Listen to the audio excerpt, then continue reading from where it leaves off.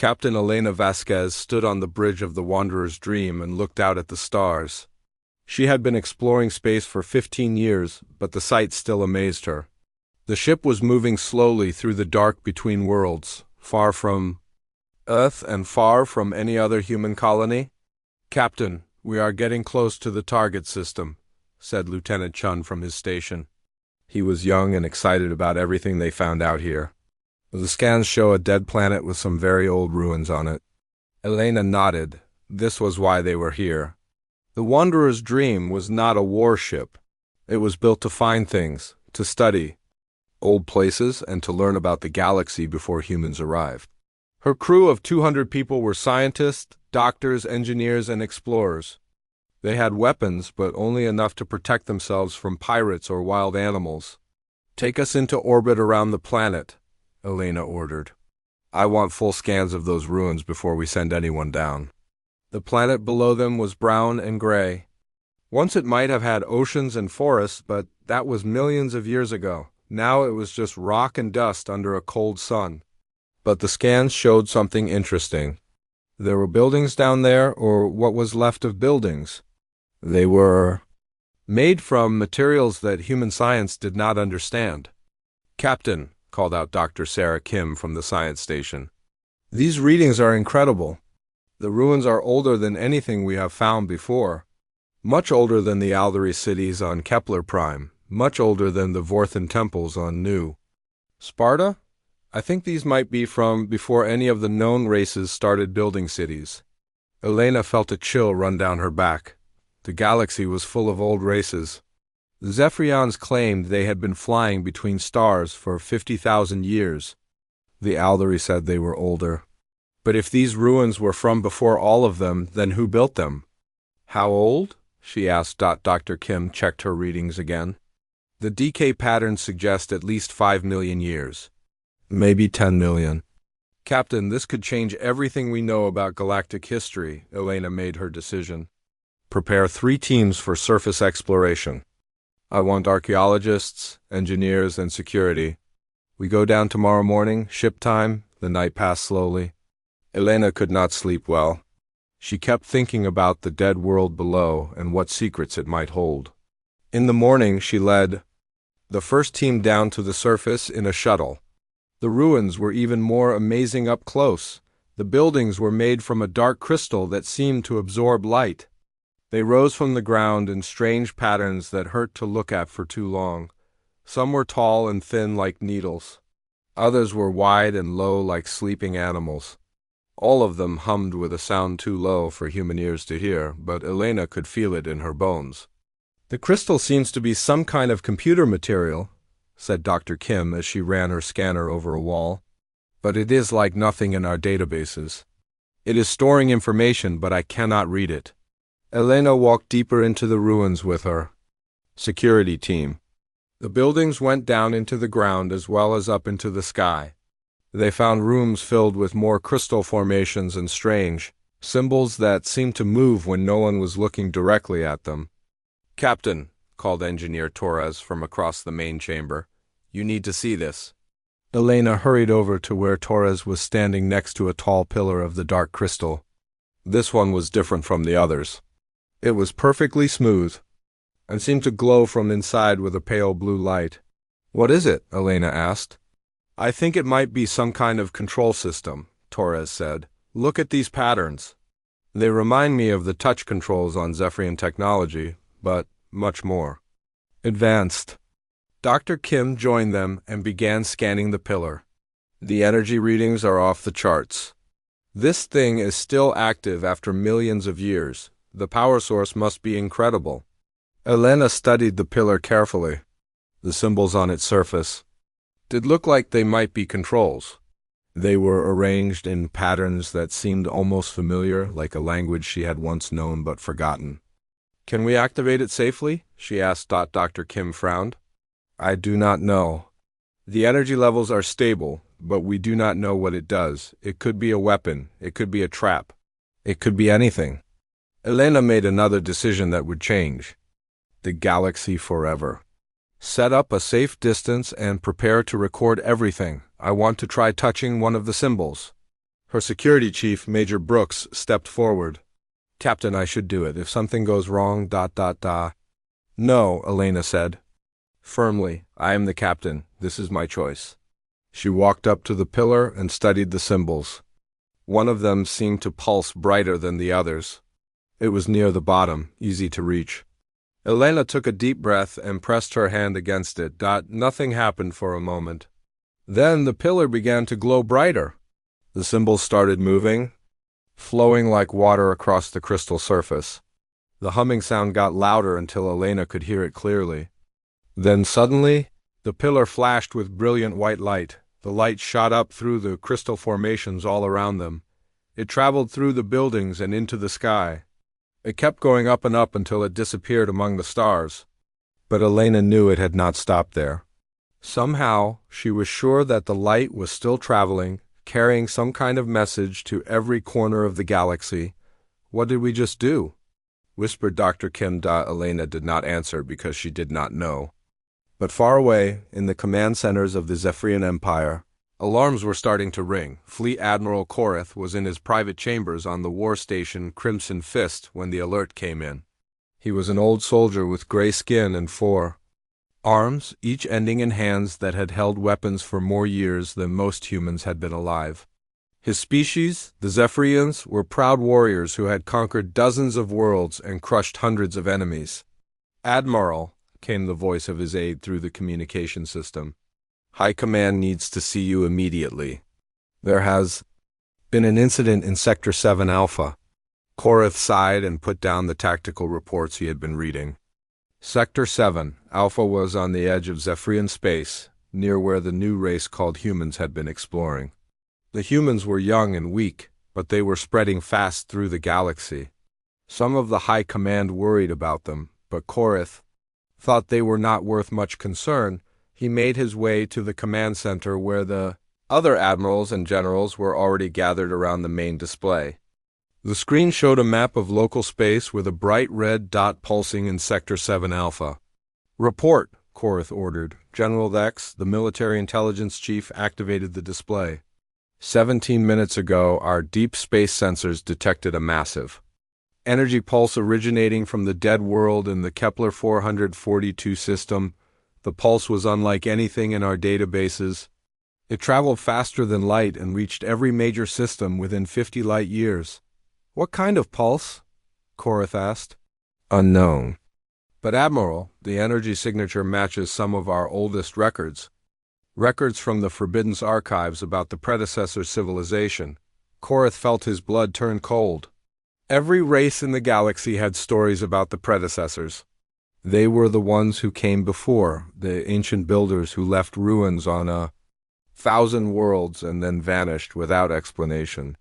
Most scientists thought they were just myths, but the Forbidden archives contained evidence that they were real, and that they had possessed technology beyond anything the current galaxy could imagine. Are you saying someone has activated Predecessor technology? Korath asked. That is what the evidence suggests, General Dex replied. And Admiral, we know who was in that system when the pulse occurred. The display changed to show ship identification. Records. Korath read the name and felt his anger rising. Humans, he growled. The other officers began talking at once.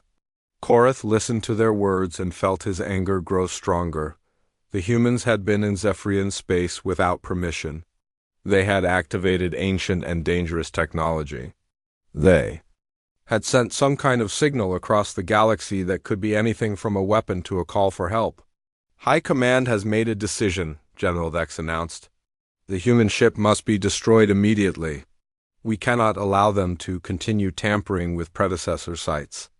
We cannot allow them to think they can violate our territory without consequences. What are my orders?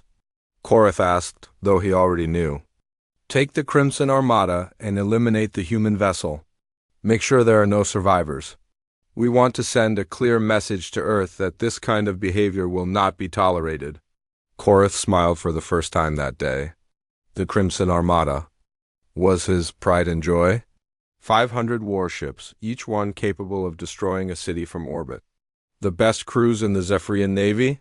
Weapons that could crack planets and shields that could stop stars. When do we leave? He asked. Immediately. The humans are still in the system, probably trying to study more Predecessor ruins. We can catch them before they escape. Korath nodded and began giving orders. Within 2 hours, the Crimson Armada was moving toward the edge of Zephrian space. 500 ships carrying death toward a single human exploration vessel that had no idea what was coming. On the Wanderer's Dream, Captain Elena Vasquez was still trying to understand what had happened. The crystal pillar had gone dark after the flash of light, and no amount of scanning could get it to respond again. But Dr. Kim and her team had detected something troubling. Captain, we are picking up massive energy signatures approaching this system, Dr. Kim reported. Multiple ships, very large, coming in fast. Elena felt her stomach drop. How many ships? The computers say at least 400. Maybe 500. And Captain, they are not broadcasting any identification signals. Elena closed her eyes for a moment. She knew what this meant. Someone had seen the energy pulse and decided that the humans were a threat. Someone was coming to make sure that Elena and her crew never made it home. All teams, return to the ship immediately, she ordered. Prepare for emergency departure. But even as her people rushed back to the Wanderer's Dream, Elena knew they would not be fast enough. The approaching ships were too close and too fast. In a few hours they would arrive and demand surrender or simply start shooting. Elena looked out at the ancient ruins one last time as her shuttle lifted off. Whatever the predecessors had built, here it had just started a war that could destroy the galaxy. And somehow, she and her crew were going to be right in the middle of it. The Crimson Armada moved through space like a giant metal storm. 500 warships spread out in perfect formation, their hulls gleaming red under the light of distant stars. At the center of this force, Fleet Admiral Korath stood on the bridge of his flagship, the Crimson Fist, and watched the display screens show their target getting closer. Admiral, we will reach the human ship in 4 hours, reported Captain Vex, his second in command. Our scouts confirm that the vessel is still in orbit around the dead world. They do not seem to know we are coming. Korath nodded with satisfaction. The humans were about to learn what happened when someone disturbed Zephrian territory. What do we know about their ship? It is called the Wanderer's Dream, Captain Vex replied, reading from his datapad. Length, 800 meters. Crew, approximately 200. Classification, exploration and research vessel. Defensive capabilities, minimal. They have basic shields and some small weapons, but nothing that could threaten even one of our destroyers. Korath laughed, a sound like grinding metal. 200 humans against 500 Zephrian warships. This will not even be a battle. It will be an execution. Around the bridge, his officers joined in the laughter. They were all veterans of many wars, soldiers who had fought against the Aldari fleets and crushed the Vorthan rebellion. The humans were new to space, barely out of their own solar system. What could they possibly do against the might of the Zephrian Empire? Admiral, called out the communications officer. We are receiving intelligence reports about human military capabilities from High Command. Show me, Korath ordered. The main display changed to show detailed information about human weapons and tactics.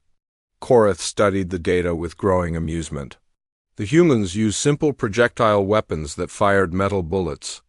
Their ships relied on chemical rockets for power. Their shields were based on magnetic fields that any Zephrian child could penetrate. Look at this, Korath said, pointing to a section about human battle strategies. They still fight in straight lines like ancient warriors. They use tactics that we abandoned 10,000 years ago. How did such a primitive species even manage to leave their homeworld? Captain Vex scrolled through more reports. Intelligence says they are adaptable and resourceful, but their technology is centuries behind ours. The report recommends caution because humans are unpredictable, but Admiral, I do not see how they could surprise us. Korath dismissed the warning with a wave of his hand. Caution is for fighting equals. This is pest control. We will give them one chance to surrender, and when they refuse, we will vaporize them. On the Wanderer's Dream, Captain Elena Vasquez was having the worst day of her career. The approaching fleet was now close enough for detailed scans, and the numbers made her feel sick. 500 ships, each one bigger and more heavily armed than her entire vessel. "Captain, incoming transmission," reported Lieutenant Chun from the communications station. "It is from the lead ship of the approaching fleet." "Put it on screen," Elena ordered. The main display flickered and showed the bridge of an alien warship. The figure in the center had gray skin, 4 arms, and eyes like black stones. He wore a uniform covered in medals and rank insignia. When he spoke, his voice was cold and full of contempt. "Human vessel Wanderer's Dream. I am Fleet Admiral Korath of the Zephrian Imperial Navy. You have violated our territory and activated Forbidden's technology. You will surrender immediately and prepare to be boarded. Any resistance will result in your complete destruction." Elena stood up straight and tried to look calm even though her heart was beating like a drum. "Admiral Korath, this is Captain Elena Vasquez. We are a peaceful research vessel. We did not know this system was claimed by your empire. We are willing to leave immediately and discuss this matter through diplomatic channels." Korath's laugh was like the sound of breaking glass. "Diplomatic channels? You activated Predecessor technology and sent an unknown signal across the galaxy. Such actions cannot be forgiven with words. You have 30 minutes to surrender, or we will destroy you." The transmission ended, leaving Elena staring at a blank screen. Around her, the bridge crew looked terrified. They all knew what a Zephrian war fleet could do. The stories from the border conflicts were enough to give anyone nightmares. "Options?" Elena asked her senior staff. "We could try to run," suggested Lieutenant Chun. "Our engines are fast for a research ship." "Not fast enough," replied Commander Torres, the chief engineer. "Those warships will catch us before we reach the edge of the system."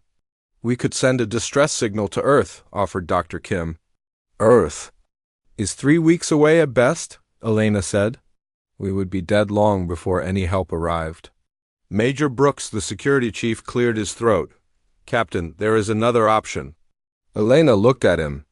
Major Brooks was a former military officer who had served on the front lines during the Proxima War. If anyone knew about fighting impossible odds, it was him. "What option?" Elena asked. "We fight," Brooks said simply. The bridge went quiet except for the humming of the ship's systems. Finally, Dr. Kim spoke up. "Fight? Major, we are one research ship against 500 warships. That is not fighting, that is suicide." Brooks shook his head. "Not necessarily." "Captain, may I speak privately?" "With you?" Elena followed Brooks to her ready room, a small office next to the bridge. When the door closed, Brooks activated a security field that would prevent anyone from listening in. "Captain, there are things about this ship that most of the crew do not know," Brooks began. "When the Wanderer's Dream was built, some people in the government were worried about exactly this kind of situation. They were afraid that our exploration ships might run into hostile aliens who would attack first and ask questions later." Elena frowned. "What are you saying?"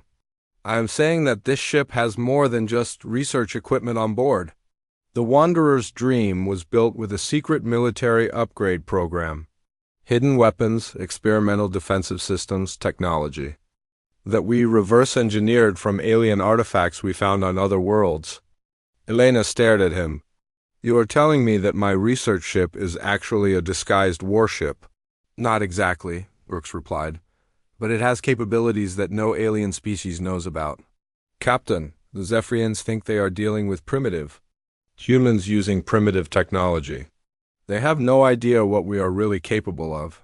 Elena sat down heavily in her chair. "What kind of capabilities?" Brooks activated a hidden panel in the wall and showed Elena a display screen that she had never seen before. It showed weapon systems and defensive technologies that looked like they came from science fiction movies. "Gravitational pulse cannons?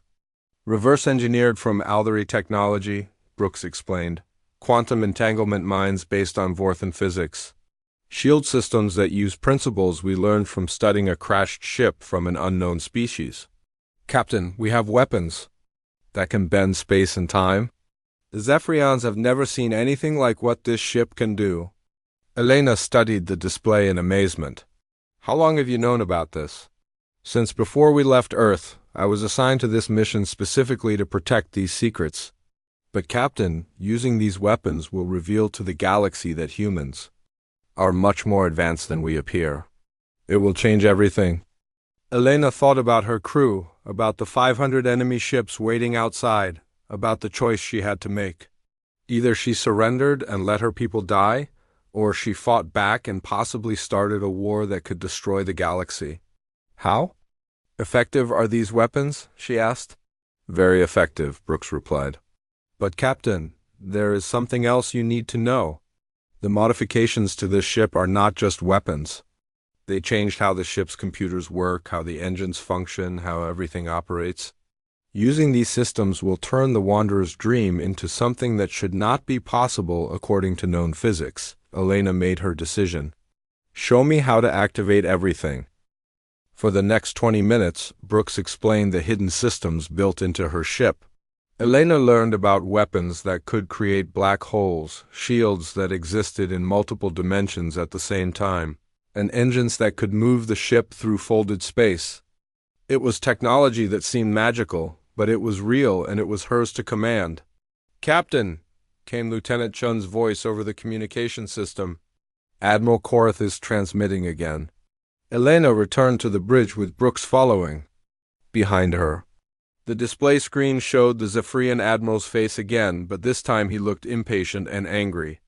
Human Captain, your time is up. Have you decided to surrender? Elena looked around at her crew. They were all watching her, waiting for her to save them or lead them to their deaths. She thought about the ancient ruins below, about the signal that had started all of this, about the choice between surrender and fighting. Admiral Korath? Elena said clearly. This is Captain Elena Vasquez of the Earth vessel Wanderer's Dream. We are a peaceful research ship, but we will defend ourselves if attacked. I suggest you reconsider your course of action. Korath's eyes went wide with surprise, then narrow. With rage. You dare to threaten me? One small ship against the Crimson Armada? Human, you are either very brave or very stupid. Maybe both, Elena replied. But Admiral, you should know that humans have a saying. It is not the size of the dog in the fight. It is the size of the fight in the dog. Korath laughed again. Your primitive sayings will not save you. All ships, attack formation. Destroy the human vessel. The transmission ended and Elena watched on her screens as the Zephrian fleet began to move. 500 warships spreading out like a giant net, preparing to surround and destroy her ship. Their weapons were powering up, their shields were activating, and their engines were pushing them forward with deadly purpose. Major Brooks, Elena said calmly, activate all hidden systems. Show the Zephrians what humans are really capable of. Brooks moved to a console and began entering codes that Elena had never seen before. Around the ship, systems that had been sleeping for months began to wake up. In hidden compartments, weapons that bent the laws of physics prepared to fire. The ship's computers started calculations that would have been impossible just moments before. All systems active, Captain, Brooks reported. The Wanderer's Dream is ready for battle. Elena looked out at the approaching enemy fleet and smiled grimly. The Zephrians thought they were hunting a helpless research ship. They were about to learn that they had found something much more dangerous. They were about to learn that humans did not surrender easily, and that human technology was not as primitive as they believed. The battle that would terrify the galaxy was about to begin. The first shots came from the outer ring of Zephrian destroyers. Bright blue energy beams cut through space toward the Wanderer's Dream, weapons that could melt through the hull of any normal ship. Admiral Korath watched from his flagship as the beams struck their target, expecting to see the human vessel burst into flames and debris. Instead, something impossible happened. The energy beams hit the human ship and simply disappeared. They did not bounce off shields or get absorbed by armor. They just vanished as if they had never existed at all. What? Korath shouted, staring at his displays in confusion. Fire again! All ships, fire everything. The Crimson Armada unleashed its full power. Thousands of energy beams, plasma cannons, and missile warheads flew toward the single human ship. The space around the Wanderer's Dream lit up like a star as enough firepower to destroy a city hammered against its hull.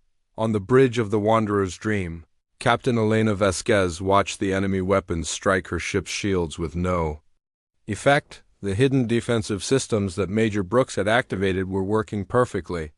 The shields did not just stop the incoming fire, they sent it somewhere else entirely. "Report," Elena ordered. "Dimensional displacement shields operating." "At full capacity," reported Lieutenant Chun, reading from displays he had never seen before. "All incoming energy is being redirected into parallel space."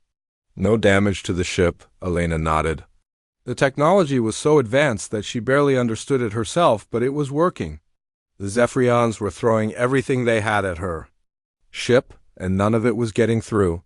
"Captain," called Major Brooks from the weapons station, "we should return fire now while they are confused." Elena looked at the massive fleet surrounding her ship. 500 war vessels, each one expecting an easy victory. They had no idea what was coming. "Target the nearest destroyer," Elena ordered. "Fire gravitational pulse cannon." Brooks pressed a series of controls that activated weapons no alien species had ever seen before. Deep inside the Wanderer's Dream, machines that manipulated the fabric of space itself began to work. A section of the ship's hull opened and something that looked like a telescope pointed toward the closest Zephrian destroyer. From the outside, nothing seemed to happen. There was no bright beam, no explosion, no visible sign that anything had been fired. But on the Zephrian destroyer, alarms began screaming as the ship's sensors detected something impossible. "Captain!" shouted the destroyer's science officer. "Gravitational field approaching." "It's impossible. The readings show a gravity well stronger than a neutron star." The destroyer's captain had no time to respond. The gravitational pulse hit his ship and compressed it into a sphere no bigger than a basketball. 500 Zephrian crew members and a warship that had taken years to build were crushed into a tiny ball of super-dense matter in less than a second. On the flagship, Admiral Korath watched one of his destroyers simply disappear from his screens. One moment it was there. The next moment there was nothing but empty space and a small object that his sensors could not identify. "What happened to the Crimson Blade?" Korath demanded. "Unknown, Admiral," replied his tactical officer, his voice shaking. "The ship just collapsed. Our sensors show a massive gravitational anomaly where it used to be." Korath stared at the display screen, trying to understand what he was seeing. Ships did not just collapse. Gravity wells that strong did not appear in empty space. What kind of weapon could do such a thing? "All ships maintain attack formation," Korath ordered. "Whatever weapon they used, they cannot have many of them. Continue firing." The Zephrian fleet opened fire again, but this time Elena was ready to show them something even more terrifying. As the enemy weapons struck her shields, she gave Major Brooks a new order. "Deploy quantum entanglement mines," she said. Brooks activated another impossible system. From hidden launchers around the Wanderer's Dream, small devices shot out into space. They looked harmless, like metal spheres no bigger than basketballs. But as they moved away from the human ship, they began to do something that violated everything the Zephrians thought they knew about physics. The mines split apart. Each one became 2 identical copies of itself, then 4, then 8.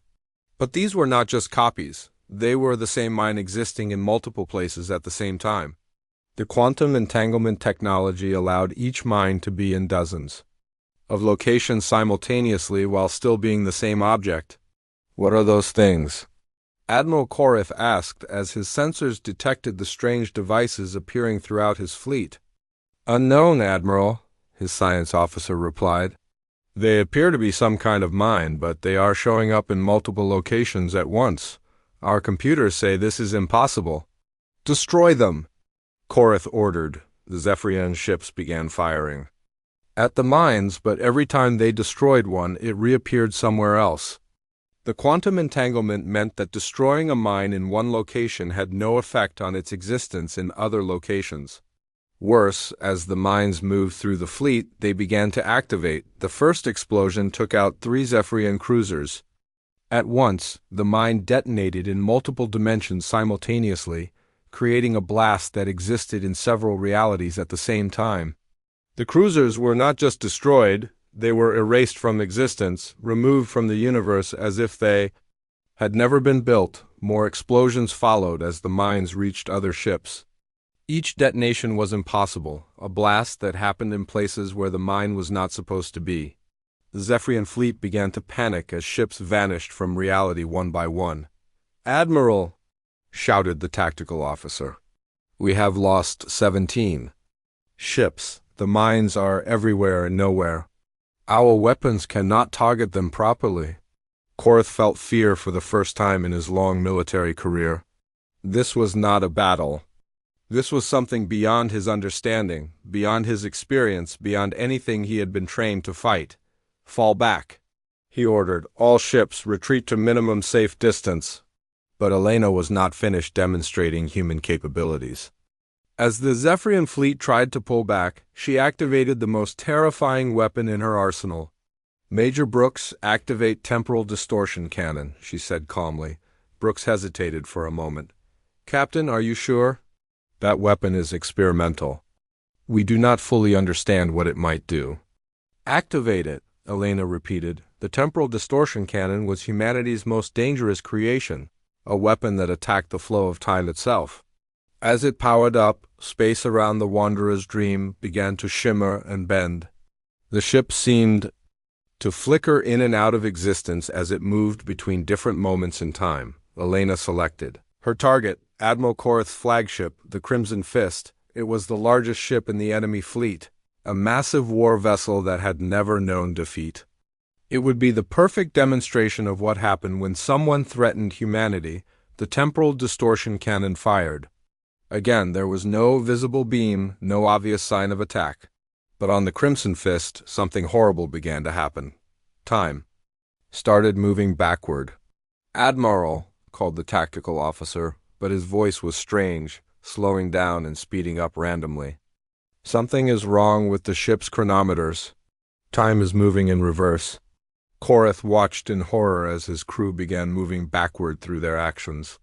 Computer displays showed events happening in reverse order. The ship's systems started, undoing everything they had done in the past hour. But the reversal was not complete or clean. Parts of the ship moved backward while other parts moved forward, creating a nightmare of twisted metal and impossible geometry. The crew aged backward and forward at random. Some became younger while others grew older in seconds. The ship's hull began to crack as different sections existed in different time streams. Metal that was new became old and rusty, then became new again, then crumbled to dust, then reformed. "Make it stop!" Korath screamed, but his words came out backward and forward at the same time. The temporal distortion spread through the ship like a virus. Weapons fired backward into their own barrels. Shields activated before they were turned on.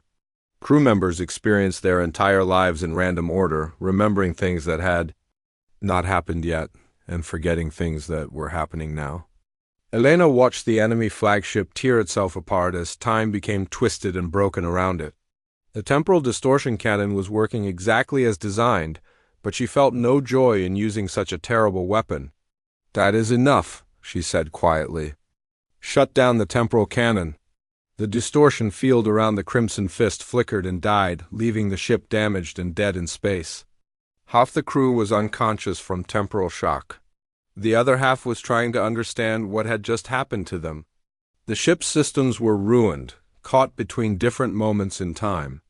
Admiral Korath sat in his command chair, aged 20 years and 20 seconds, staring at displays that showed impossible readings.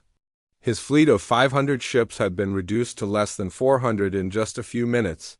The human ship had not even moved from its position near the dead planet. "Admiral," whispered his communications officer. "The other ships are requesting orders." Korath looked at the single human vessel on his screen. It floated peacefully in space, surrounded by the wreckage of Zephrian warships and the twisted remains of reality itself. Whatever these humans were, they were not the primitive species that his intelligence reports had described. "Signal the fleet," Korith said slowly. "All ships, prepare for full retreat." "Admiral?" his tactical officer asked in confusion. "We still outnumber them 400 to 1. Korith laughed, but it was not a happy sound. "Look around you, officer. Look at what one human ship has done to the pride of the Zephrian Navy. We came here to destroy a research vessel. Instead, we have found something that can bend reality itself to its will." On the Wanderer's Dream, Elena watched the enemy fleet begin to pull back. But she was not ready to let them leave yet. They had come here to kill her crew and destroy her ship. They needed to understand the price of threatening humanity. "Major Brooks," she said, "do we have any ships in range for the time loop projector?" Brooks checked his displays. "About 50 ships are still close enough, Captain," Elena nodded. "Trap them." The time loop projector was the cruelest weapon humanity had ever created. It did not destroy ships or kill crews. Instead, it trapped them in a small bubble of time that repeated itself endlessly. The victims would experience the same few moments over and over again for eternity, aware that they were trapped but unable to escape. 50 Zephrian ships suddenly found themselves reliving the last 30 seconds of their lives repeatedly. They watched their sensors detect the human weapons, felt their fear as reality bent around them, tried to flee, and then started the sequence again. They would experience their terror and defeat forever, trapped in a loop of time that had no end. Admiral Korith watched 50 more of his ships stop responding to communications. They were still there, still functional, but they did not answer calls or follow orders. They just floated in space, their crews trapped in temporal prisons. All remaining ships, emergency jump to hyperspace, Korith ordered. "Get us away from this nightmare." But Elena had one final surprise for the retreating Zephrian fleet. As they prepared to jump to faster-than-light travel, she activated the last of her hidden weapons, the reality anchor. The reality anchor was designed to prevent enemies from escaping by making faster-than-light travel impossible in a large area around the Wanderer's Dream, but it did more than just block hyperspace jumps. It stabilized the laws of physics themselves, making the space around the human ship into a zone where only human technology worked properly. The Zephrian ships found their hyperspace drives failing. Their weapons stopped working, their shields flickered and died. One by one, the remaining ships of the Crimson Armada lost power and drifted helplessly in space. Admiral Korith watched his displays go dark as his flagship lost all power. Emergency lighting came on, casting red shadows across the bridge. In the distance, the human ship continued to float peacefully, surrounded by the broken remains of what had once been the most powerful fleet in the galaxy. "Admiral," whispered his communications officer. "What do we do now?" Korith had no answer. In his 50 years of military service, he had never imagined that such a defeat was possible. One human ship had destroyed, disabled, or trapped nearly 200 Zephrian warships without taking any damage itself. It had used weapons that should not exist and defenses that violated the laws of physics. Elena Vasquez looked out at the defeated enemy fleet and felt sick to her stomach. She had won the battle, but at what cost? She had revealed to the galaxy that humans possessed technology beyond anything the known species could imagine. She had shown that a single human ship could defeat an entire alien armada. The galaxy would never look at humanity the same way again. The age of humans being seen as a young and harmless species was over. From this moment forward, they would be seen as something much more dangerous, something to be feared. The news spread across the galaxy faster than anyone thought possible. Within hours of the battle at the Dead World, every major civilization was receiving the same terrifying message. The Crimson Armada was gone, on the homeworld of the Aldari. Hegemony, Supreme Chancellor Vext H stood in the Great Council chamber reading reports that made no sense. The Aldari were an ancient race, proud of their advanced technology and their long history of peace through strength. They had fought the Zephrians to a standstill many times over the centuries. They knew exactly how powerful the Crimson Armada was. Read the report again. Vexed H ordered his military advisor. General Kethan cleared his throat and began reading from the datapad in his six-fingered hands. At 14:30 Galactic Standard Time, the Zephrian Crimson Armada engaged a single human exploration vessel near the Kepler 442 system. Fleet composition: 500 warships including the flagship Crimson Fist, human vessel, the Wanderer's Dream. Classification, research, and exploration, crew of approximately 200. Vexed H raised one of his four hands. Stop, you said. 500 Zephrian ships against one human ship? Yes, Supreme Chancellor. Continue. Battle duration, approximately 37 minutes. Results, human vessel undamaged.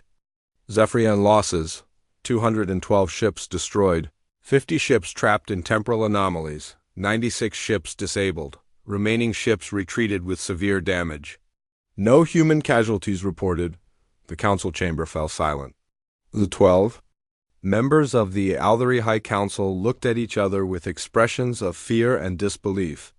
These were beings who had lived for centuries, who had seen the rise and fall of entire civilizations. But none of them had ever heard of anything like this. How is this possible? Asked Councilor Dextry. Human technology is primitive. We have studied their ships. They use simple fusion reactors and chemical propulsion. Their weapons are projectile-based, kinetic systems. They should not be able to defeat even one Zephrian destroyer, let alone an entire armada. General Kethan activated a holographic display that showed the battle area. The surviving Zephrian ships transmitted sensor data before they retreated. The human vessel used weapons that our scientists say should be impossible. Gravitational manipulation on a massive scale, temporal distortion fields, quantum entanglement devices that exist in multiple dimensions simultaneously. Supreme Chancellor Vexith studied the display with growing alarm. What are you telling me? That the humans have been lying about their capabilities? We do not know, General Kethan replied. But Supreme Chancellor, if one human research ship can do this, what could a human battle fleet accomplish? What could their entire navy do if they decided to wage war against the galaxy? The implications were staggering. Every member of the council was thinking the same thing. If humans could destroy the Crimson Armada with a single ship, then no civilization in the galaxy was safe from them. Issue immediate orders, Vexed H commanded. All Althari fleets are to retreat to the inner systems. Activate the ancient defense protocols. Begin evacuating our border colonies immediately. Supreme Chancellor, Councillor Mexva protested. We are talking about abandoning 30 star systems. Billions of our people live in those colonies. Better alive and homeless than dead and heroic, Vexith replied grimly. If the humans decide we are their next target, I want our people as far away from their ships as possible. Similar scenes were playing out across the galaxy. On the crystal cities of the Vorthan Republic, the Senate was in emergency session. The Vorthans were known for their logical thinking and careful analysis, but the reports from the battle zone challenged everything they thought they knew about military power. Senator Quinda read the intelligence reports for the third time. Hoping the words would change, they did not. Colleagues, we must face the reality of our situation. The humans have revealed capabilities that exceed our own by orders of magnitude. If they can manipulate gravity and time itself, then all of our defensive strategies are useless. What do you propose? Asked Senator Velen. Immediate surrender, Quinda replied. We should send diplomatic messages to Earth offering our complete submission before they decide to attack us. The Senate chamber erupted in angry voices. The Vorthans had never surrendered to anyone in their 1,000-year history, but they had also never faced an enemy that could destroy time itself on the mining worlds of the Kreth Confederation. The news caused panic among the heavy industrial species that had built their civilization around asteroid mining and metal production. The Kreth were not warriors, but they were practical beings who understood the value of raw power prime engineer. Zakhtar called an emergency meeting of the Industrial Council. The humans need raw materials to build their impossible weapons. If we stop all trade with them, maybe we can slow down their military production. And if we stop trade, what prevents them from simply taking what they need? Asked Engineer Velka. If they can destroy the Zephrian navy, they can certainly take our mining stations. The council voted unanimously to double their tribute payments to every major power in the galaxy, hoping that someone would protect them from the human threat. In the neutral zones between the great powers, smaller civilizations were making desperate decisions. The Jelani Collective, a peaceful species of telepathic traders, sent urgent messages to all their business partners announcing the immediate cessation of all commercial activities. They loaded their entire population onto generation ships and began fleeing toward the galactic rim, as far from human space as they could get. The Silicon Brotherhood, artificial intelligences that had achieved consciousness thousands of years ago, held emergency computational sessions that lasted nanoseconds but felt like years in their accelerated time frame. They calculated millions of possible scenarios and reached the same conclusion in every simulation. Humanity was now the dominant force in the galaxy, and their survival depended on staying as far away from human attention as possible. But the most dramatic reaction came from the Galactic Trade Federation, the loose alliance of merchant species that controlled most of the commercial shipping lanes between worlds. Within 6 hours of receiving the battle reports, they shut down all trade routes that passed within 50 light-years of human space. The economic impact was immediate and catastrophic. Entire star systems that depended on interstellar trade found themselves cut off from essential supplies. Colonies that imported food faced starvation. Worlds that exported raw materials watched their economies collapse overnight. On the trade hub world of Nexus Prime, Merchant Prince Halvin stood in his office overlooking the main spaceport and watched it empty out. Ships that had been scheduled to depart for human colonies were being recalled. Cargo that was destined for Earth was being returned to its senders. "Sir," his assistant said nervously, "the Earth Trade Authority is demanding an explanation for the shipping delays. They say their colonies need these supplies?" Halvin laughed bitterly. "Tell them their supplies have been delayed due to unforeseen circumstances. Do not mention that those circumstances involve us being terrified of their military capabilities." "But sir, if we stop trading with the humans, we will lose billions of credits in revenue." "Better to lose credits than to lose our lives," Halvin replied. "If the humans decide that we are a threat, no amount of profit will matter." The panic was not limited to the major powers. On 1,000 worlds, local governments were making the same decision: get as far away from humanity as possible.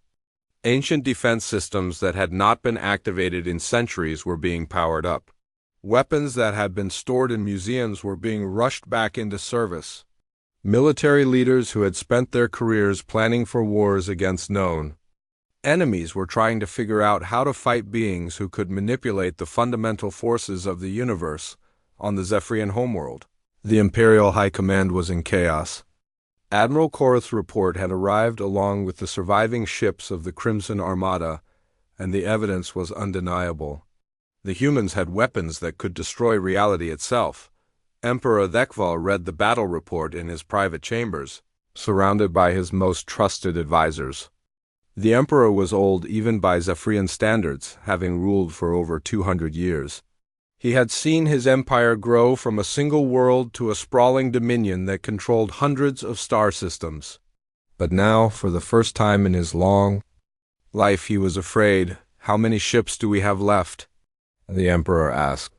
"Approximately 3,000 warships across all fleets," replied Defense Minister Colin. "But Your Majesty, after what happened to the Crimson Armada, our military leaders are questioning whether numbers matter.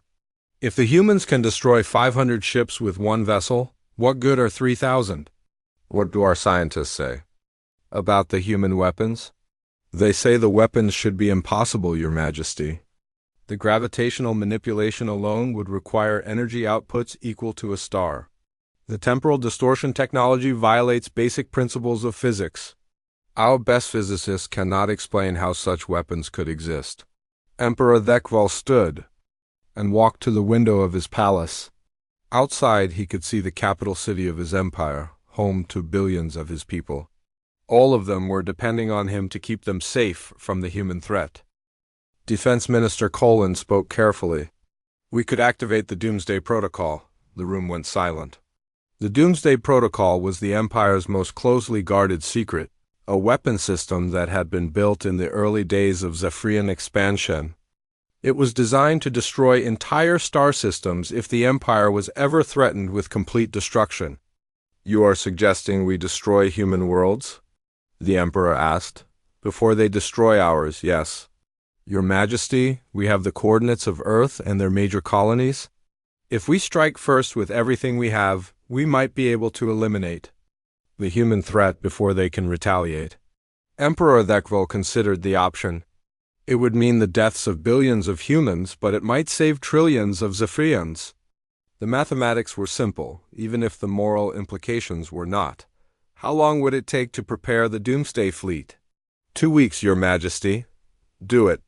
But while the Zephrians planned their desperate attack, other forces were moving across the galaxy.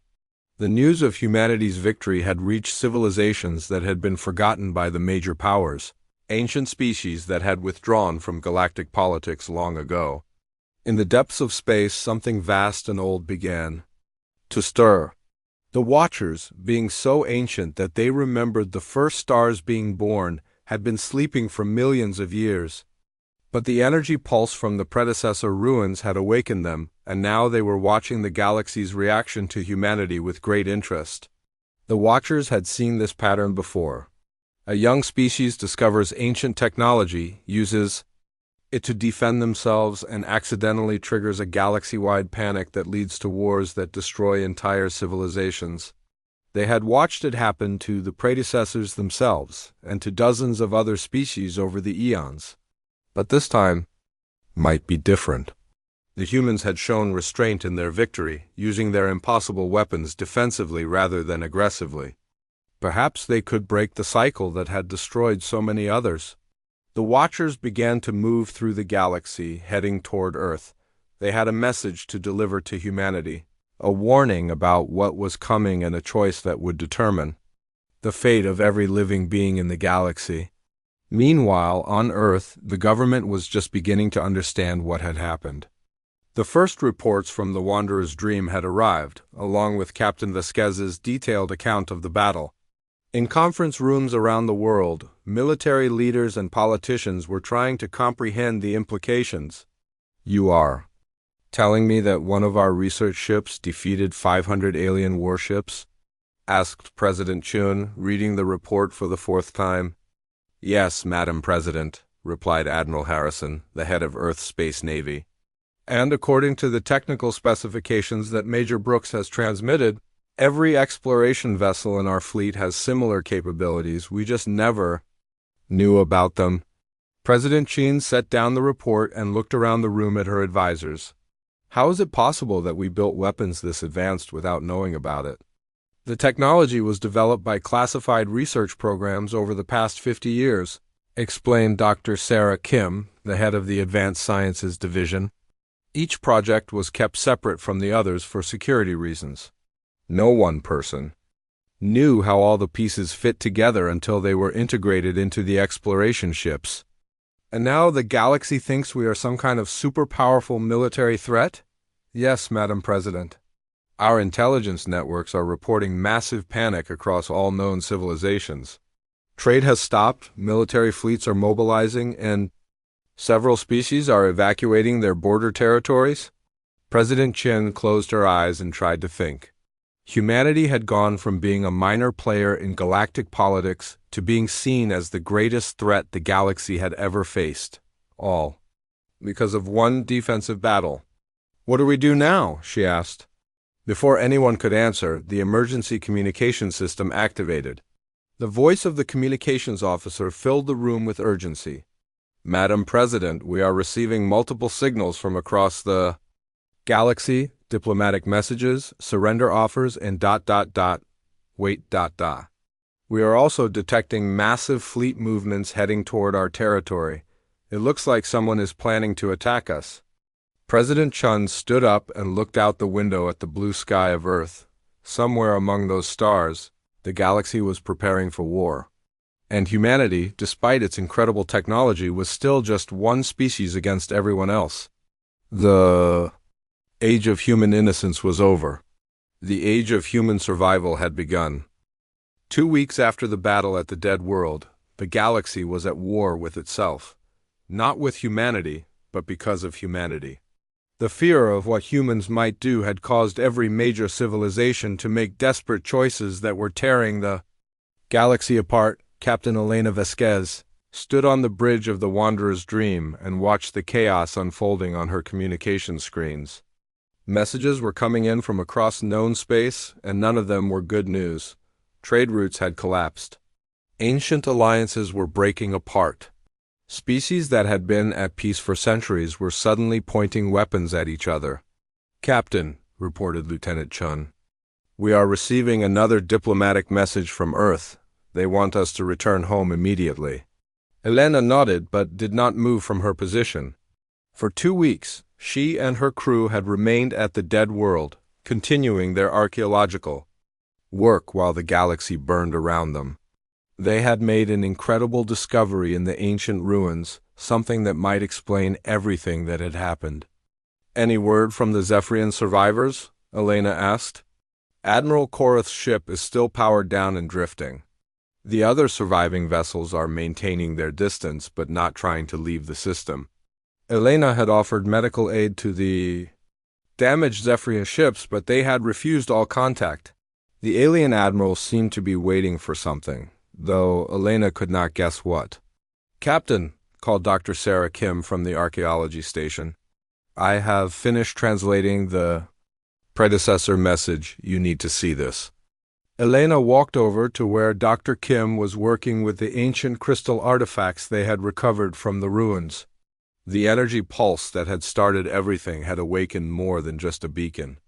It had activated an entire library of information, left behind by the civilization that had built this place millions of years ago.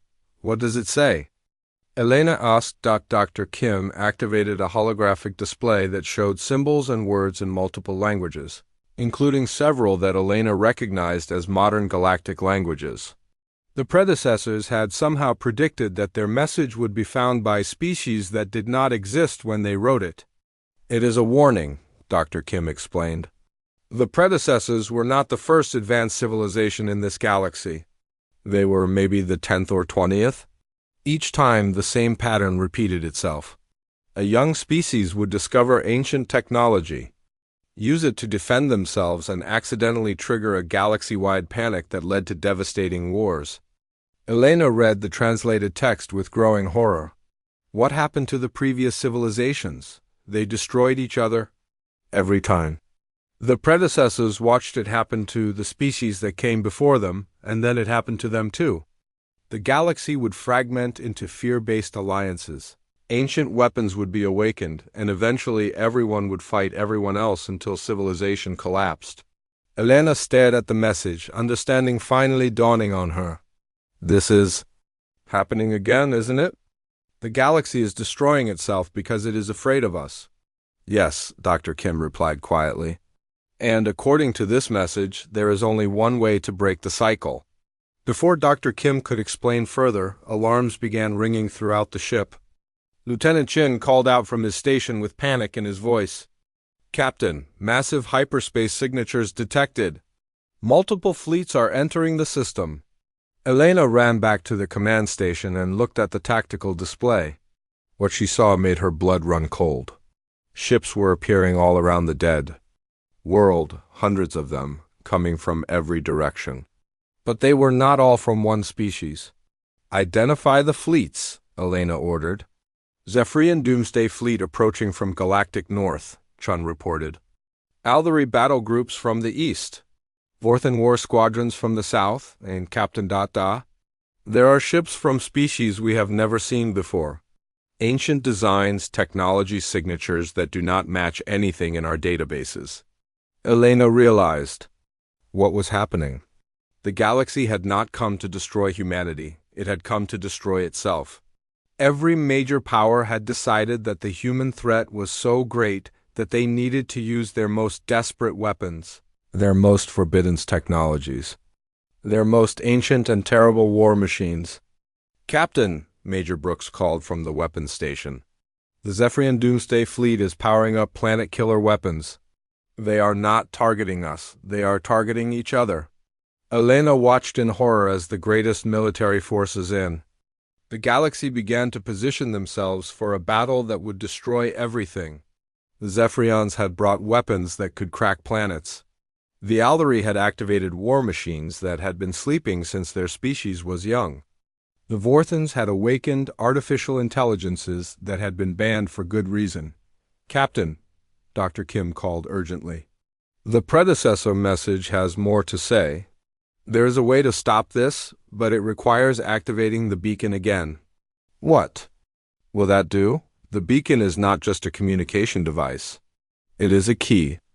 The predecessors built hidden systems throughout the galaxy, designed to prevent exactly this kind of war. But the systems can only be activated by a species that chooses peace over power." Elena looked out at the massive fleets preparing to destroy each other and made the hardest decision of her life.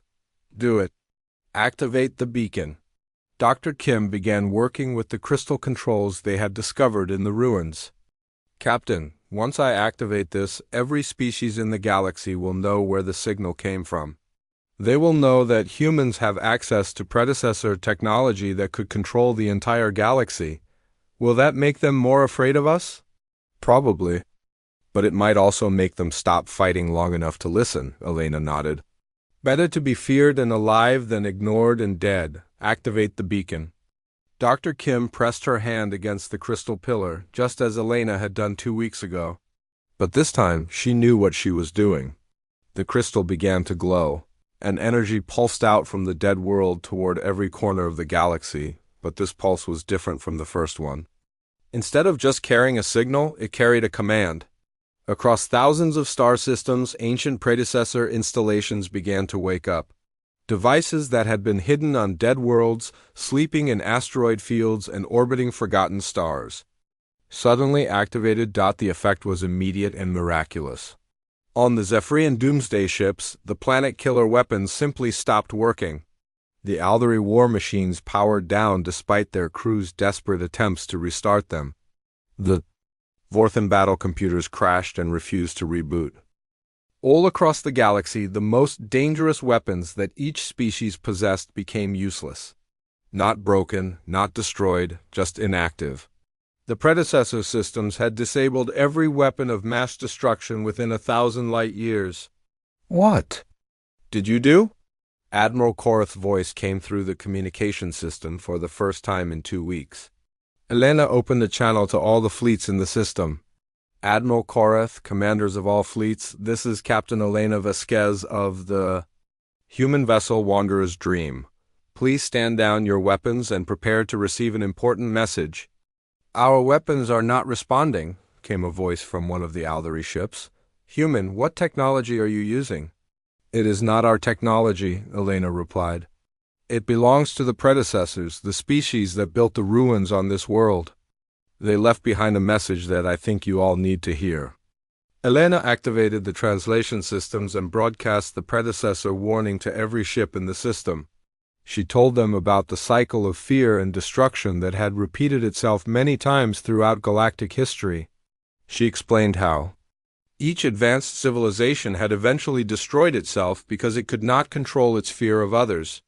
The predecessors built their safety systems to prevent this from happening again, Elena continued.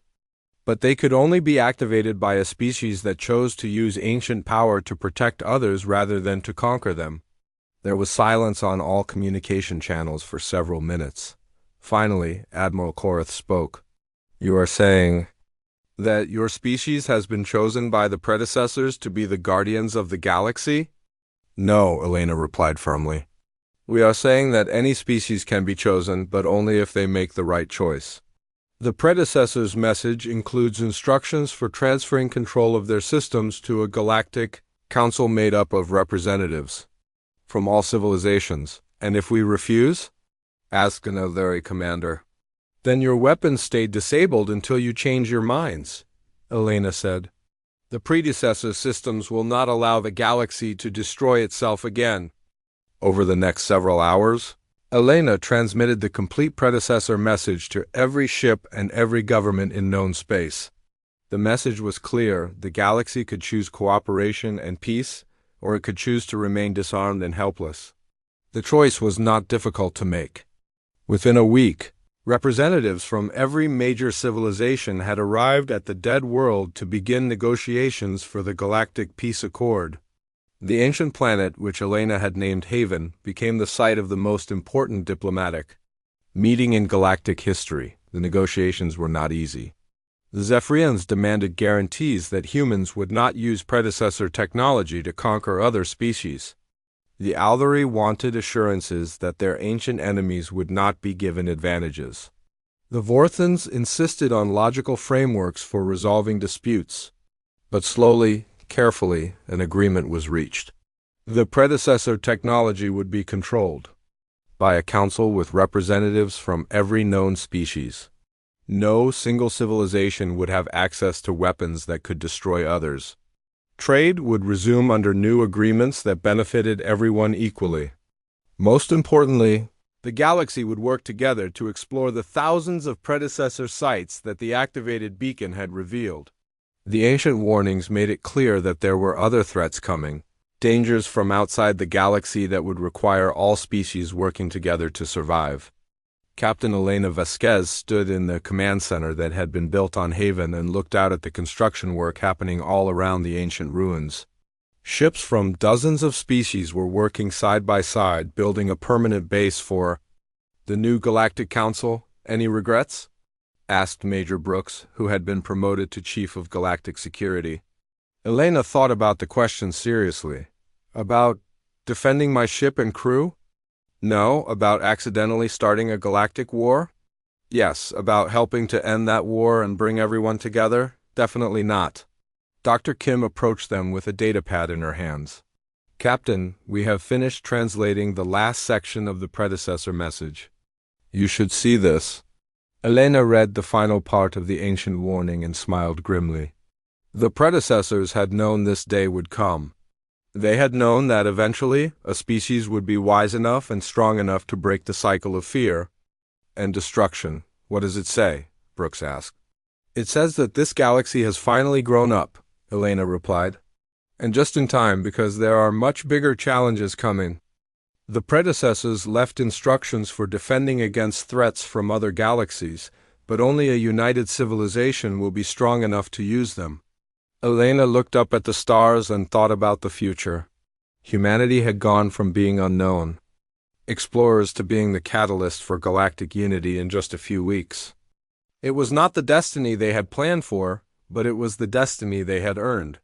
The galaxy had paid the price for its fear, but it had also learned the value of working together. The age of isolated civilizations was over. The age of galactic cooperation had begun. And in the vast darkness between galaxies, ancient enemies that had been waiting for millions of years sensed the activation of predecessor technology and began their long journey toward a galaxy that was finally ready to defend itself. The real test of galactic unity was still to come,